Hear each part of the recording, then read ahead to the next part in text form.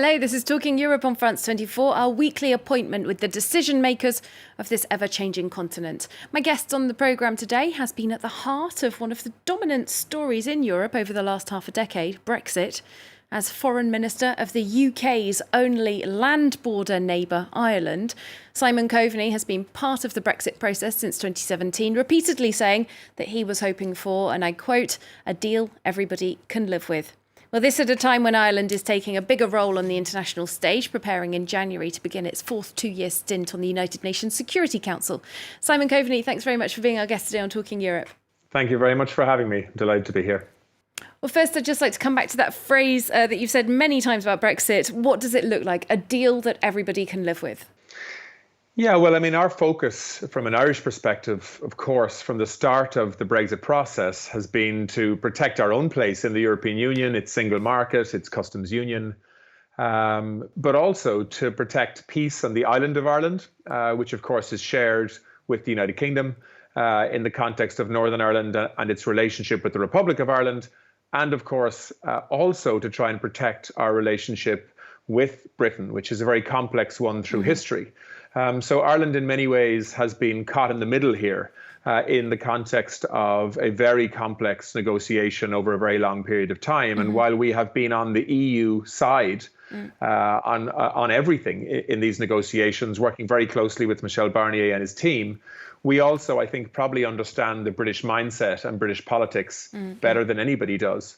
And so I do think that Ireland plays a unique role here in terms of trying to find solutions and compromise positions that both the UK and the EU can live with to allow for a future relationship that's positive and that's based on partnership rather than acrimony, and certainly not based on legal challenges, which is what's threatened at the moment in the context of the approach of the United Kingdom threatening to break international law if they don't get what they want in these negotiations. And of course, the counter threat from the EU to take a legal action should that happen. Indeed, things have been very contentious in recent times over Brexit. You, going by your recent statements, have seemed a little more optimistic. But on Thursday, the 8th of October, your Prime Minister, Micheál Martin, said there's still a lot of work ahead. What do we read into this? Do you expect that there is going to be a deal? And if so, when? I think there will be a deal, but it's far from certain, and there is still a lot of work to do. So the deadline that had been set by the British Prime Minister is not going to be met, which is the middle of this month, next week, effectively. I hope we can make progress again next week, but I think it's far too ambitious to expect that we're going to conclude negotiations next week on a future relationship. But certainly I hope that by the first week in November, that may be possible.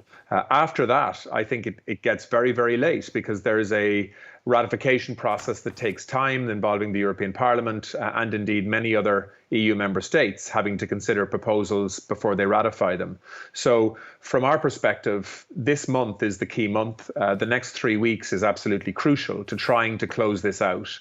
It's not going to be easy. There's been a lot of acrimony and there's been an undermining of trust between the negotiating teams in recent weeks that's been very unhelpful, predominantly coming from London.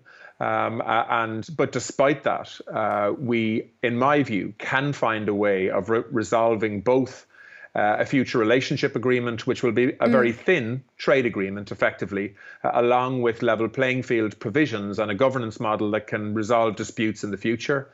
And we've also got to get a deal on fishing in parallel with a trade deal, which was agreed by both sides many months ago. So both of those things are very contentious, but I think failure to agree them really would be an enormous failure of politics and diplomacy. And the result, of course, will be a lot of economic damage to Britain, to Ireland, and to many EU member states. And, of course, moving into a new era of relations between the EU and the UK.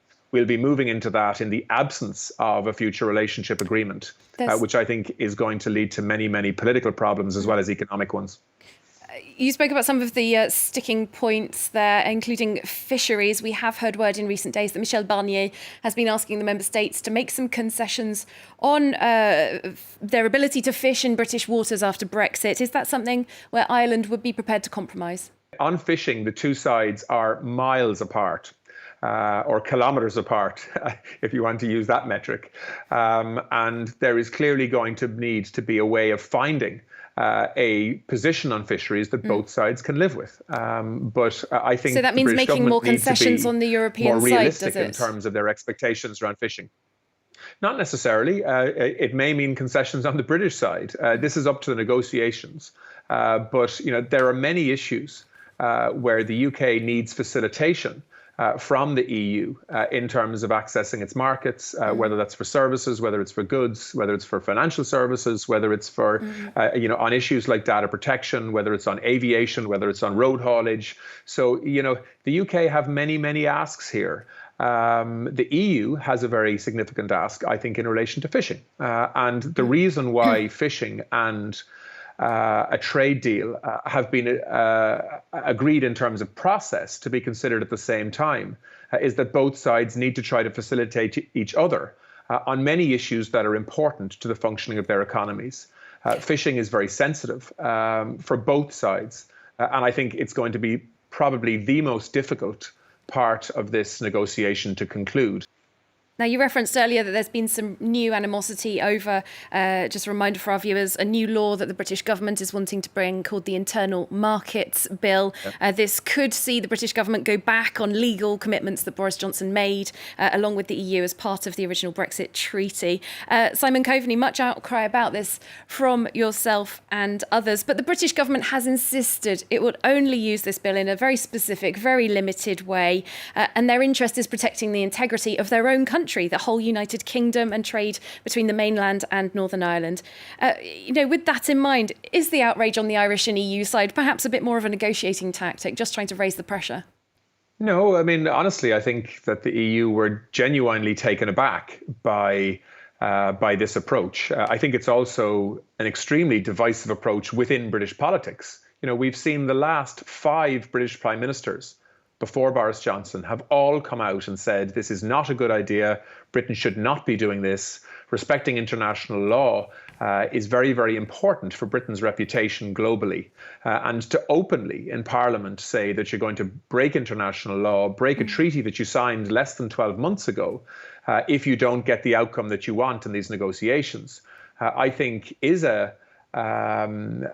something that has made what is already a very complex negotiation an awful lot more difficult, because what it's done is it's undermined trust. Because effectively what the British government is saying is, give us what we want, or we're going to legislate in domestic law anyway to take it. And you can't negotiate with the EU on that basis. And we should be focusing on the outstanding issues and resolving those outstanding issues through negotiation. And in doing that, we make this legislation irrelevant, because the issues that the British government have outlined as a problem are all resolvable through negotiation, and we need to get that done in the next 3 weeks.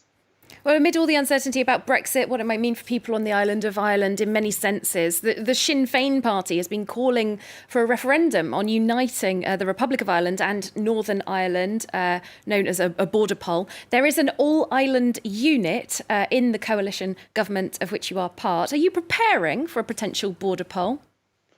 Look, I think calls for a border poll and the reunification of the 2 jurisdictions on the island of Ireland during the Brexit negotiations is unhelpful, quite frankly. It's a distraction.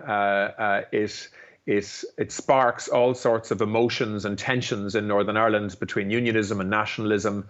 And what we're trying to do at the moment is we're trying to protect an all-island economy. We're trying to protect a peace process. We're trying to bring people together to achieve consensus in a way that allows Brexit to pass in a way that minimizes disruption. So in the middle of that discussion, which is already complex enough, to introduce a constitutional change question is very unhelpful. Of course, there is always going to be an ongoing debate on the island of Ireland around reunification and constitutional change, and people will have different perspectives and opinions on that and the timelines around how that debate should take place. But it's not for now. The next month or so is an absolutely crucial period for the island of Ireland as a whole, north and south, for the United Kingdom as a whole, and for the EU in the context of Brexit. Just a word about foreign relations. Ireland and the United States historically has very strong relations. You were recently in the United States. Now, with Brexit definitely going ahead and Donald Trump potentially about to be re-elected for 4 more years, an ally of Boris Johnson in many ways, that leaves Ireland somewhat cut off from the rest of the EU, sandwiched between Brexit Britain and Donald Trump's America. Are you concerned that this could leave Ireland in a vulnerable position, as some have suggested? No, there's only one country that's going to be cut off from the EU, and that's a decision that the British people have made, unfortunately, from my perspective, because I believe it's a mistake. But of course, it's their decision to make. Our transatlantic relationship is also, I would think, probably stronger than it's ever been. I mean, I was in Washington last week. I got a very clear message, both from Republicans and from Democrats, that if because of actions of the British government in the context of Brexit, the peace process on the island of Ireland is undermined, well, then the British government should not expect that they will be able to sign off on a trade deal with the US at any time in the near future. And so the role that the United States plays in the context of the Irish peace process is they see themselves as a guarantor, if you like, that will act if necessary to protect that peace process. And I think that message came loud and clear from both parties in Washington, from the White House, as well as from Congress and the Senate. And I think that has been noted, certainly in London, in no uncertain terms. Simon Coveney, we will have to leave it there, but thank you so much for speaking to us here on Talking Europe. Thank you very much. Anytime. And thanks to you for watching as well. Hope to see you very soon here on France 24.